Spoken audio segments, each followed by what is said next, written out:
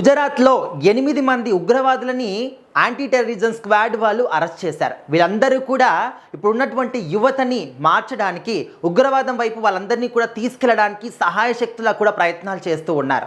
Social మీడియాని టార్గెట్గా చేసుకొని సోషల్ మీడియాలో ఇలాంటి ఉగ్రవాద సంస్థల్ని పెంచి పోషించే విధంగా, ఇంకా ఉగ్రవాదుల్ని రెడీ చేసే విధంగా, వాళ్ళ యొక్క మైండ్ అంతా కూడా వాష్ చేసే విధంగా వాళ్ళు పోస్టులు పెట్టడం కానీ, వాటికి ఎవరైతే అట్రాక్ట్ అవుతారో, ఎవరైతే రెస్పాండ్ అవుతారో వాళ్ళందరినీ కూడా తీసుకొచ్చి ఉగ్రవాదంలో చేర్పించడం కానీ, ఇలాంటివన్నీ కూడా చేస్తూ ఉన్నారంట.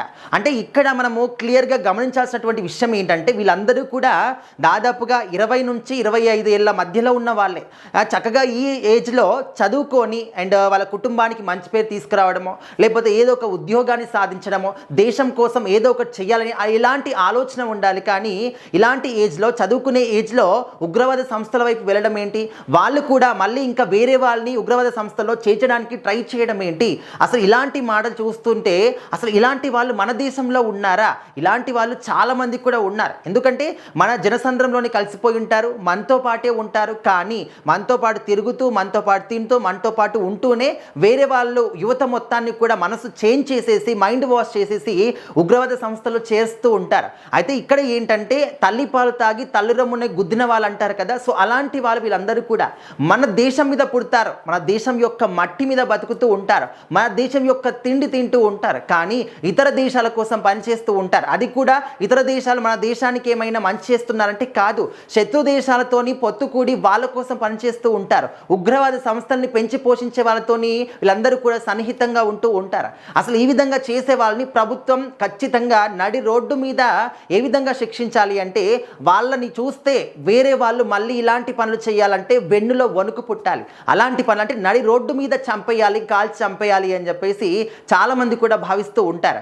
సో ఇక్కడ ఏంటంటే పాకిస్తాన్ మద్దతు గల నిషేధిత ఉగ్రవాద సంస్థ జైషే మహమ్మద్కి చెందినటువంటి 8 మంది ఉగ్రవాదులు వీళ్ళందరినీ యాంటీ టెర్రరిజం స్క్వాడ్ వాళ్ళు అరెస్ట్ చేశారు. అంటే ఒకే చోట కాదు, వివిధ ప్రాంతాల్లో ఒకేసారి అందరినీ కూడా అరెస్ట్ చేశారనమాట. సో మరి మన దేశంలో కూడా చాలా మంది ఆర్మీ వాళ్ళు మన దేశాన్ని వాళ్ళ ప్రాణాలు పణంగా పెట్టి కూడా కాపాడుతూ ఉంటారు. సో అలాంటి వాళ్ళందరూ కూడా వాళ్ళు కూడా వీళ్ళలాగానే జనసంద్రంలో కలిసిపోయి ఉంటారు. సో వాళ్ళు ఏంటంటే ఎక్కడ ఇలాంటివి ఏమైనా జరుగుతున్నప్పుడు, ఇల్లీగల్ యాక్టివిటీస్ జరుగుతున్నప్పుడు, ఉగ్రవాద సంస్థలు ఎవరైనా మనలో తిరుగుతున్నప్పుడు వీళ్ళు కూడా సాధారణ మనుషుల్లాగా మనతో పాటు తిరుగుతూ అలాంటి వాళ్ళని గుర్తించి వీళ్ళు ఇన్ఫర్మేషన్ అనేది ఇస్తూ ఉంటారనమాట. సో అప్పుడు ఎక్కడున్న వాళ్ళు వీళ్ళందరినీ కూడా గుర్తించి ఏకకాలంలో అందరినీ కూడా అరెస్ట్ చేశారు.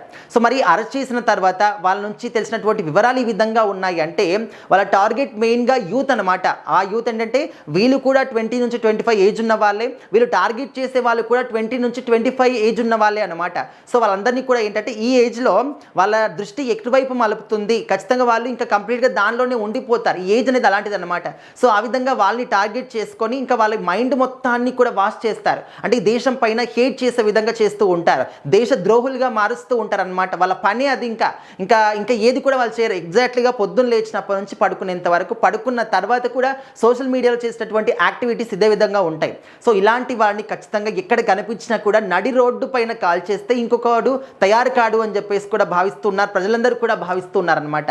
సో మొత్తానికైతే 8 మంది ఉగ్రవాదులను అయితే పోలీసులు అరెస్ట్ చేశారు.